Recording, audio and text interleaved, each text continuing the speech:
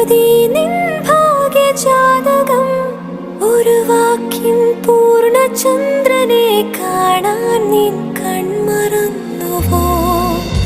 ഒരു തൂവൽ ചില്ല കൊണ്ട് ഞാൻ എഴുതി നിൻ ഭാഗ്യജാതകം.